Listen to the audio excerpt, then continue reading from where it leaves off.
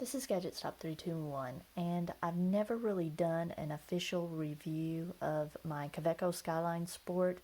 I've done some comparison videos, but since this was the first fountain pen that I ever bought for myself, the thoughts I had about it in the early days of my fountain pen hobby, some of those have changed now that I have a wider frame of reference and more experience with different brands and different sizes of nibs. And so I thought I would share some of those ideas today. Now, this is still one of my favorites. I like this because it's a pocket pen. The reason I have it inked up is I'm going to be using it today, and I don't want to have to carry my purse with me, so I'm just going to throw this in my pocket. I like it that it's small, but it's a full-size pen. Even the grip section is concave, my favorite style of grip section. And when I did my writing sample for my everyday carry video, I was kind of shocked at how smooth of a writer this was, and a few other things kind of surprised me, so I'm going to talk about those as I do the writing sample. Now, I've got this inked up with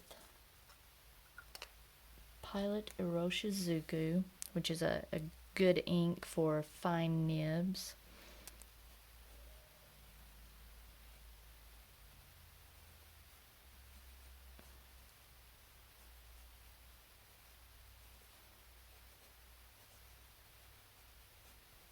And this is an extra fine, which kind of surprised me at how broad of a line this was putting down when I did my writing sample earlier.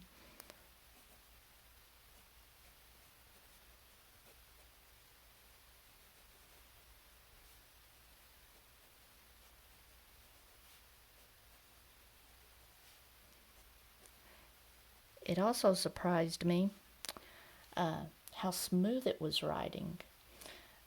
I've been using my Sailor and Platinum medium nibs, and this is significantly smoother than those. Now my Compeki looks a little dark in this light and on this cream colored paper.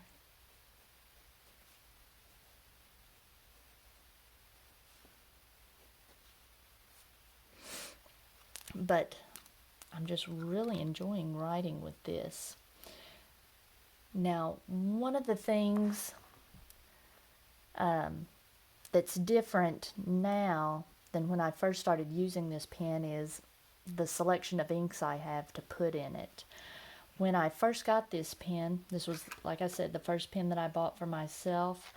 I bought a package of Graf von Faber-Castell deep sea green cartridges, and I didn't know at the time that Graf von Faber-Castell is a ink on the drier side, and I was having trouble with hard starts, but you know, fortunately I was pretty ignorant about fountain pens at the time.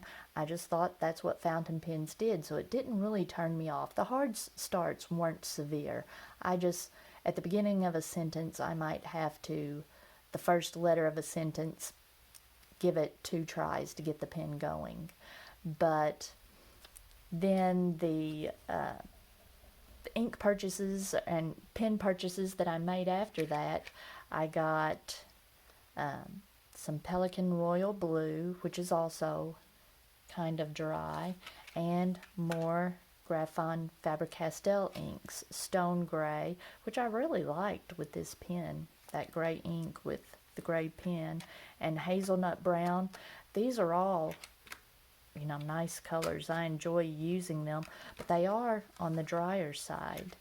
And when I started using these Iroshizuku inks, which tend to be a little wetter and more lubricated,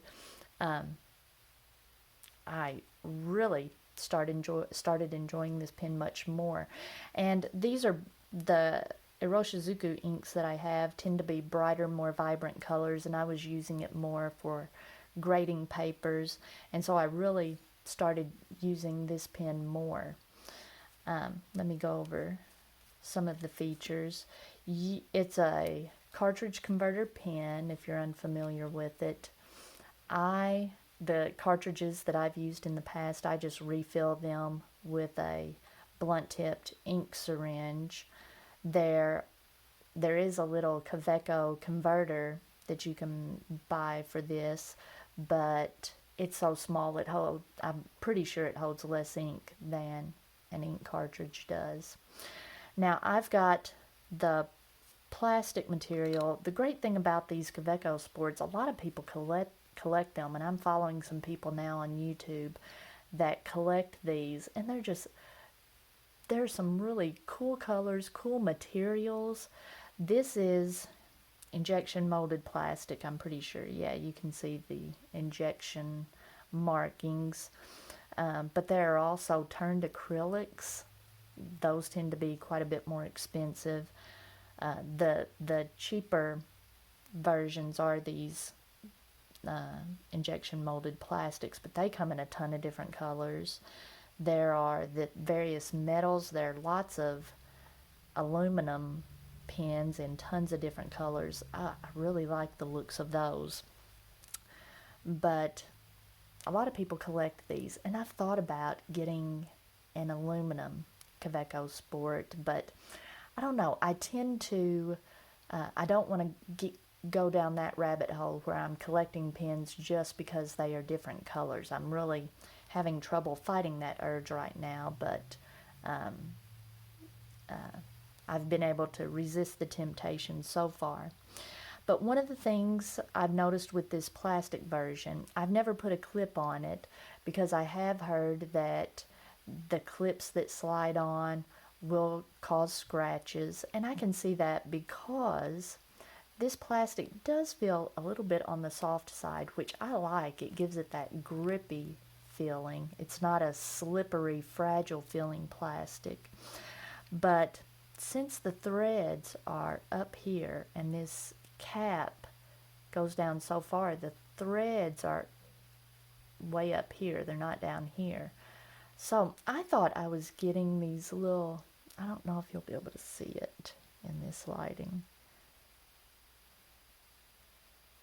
It's not really scratches, but it's just marks where the pen has rubbed, and I thought it was from posting, but I just noticed here recently that when you post it, the cap doesn't even come down that far. So it's not from posting, it's from capping and uncapping the pen. Since the threads are up here, it rubs down here at the bottom of the pen, or at the bottom of the cap. So it's got a little dull part here, but I guess if you got a polishing cloth, you could rub that out. I'm not sure. Yeah, you can kind of feel it a little bit. But since this is an everyday carry, and I'm just throwing it around in my pocket, I'm not really worried about that. But I am concerned if I did want to get one of the aluminum versions, does that happen on the aluminum versions also? So if anyone has an aluminum Kaweco Sport and knows whether you get those marks from capping and uncapping it, let me know. One of the models that I would possibly be interested in buying if I ever did get the aluminum version is the stonewashed. I really like the look of that, and you know, if you got scuff marks on it from capping and uncapping it, you know, it wouldn't be as big of an issue. But I have just, since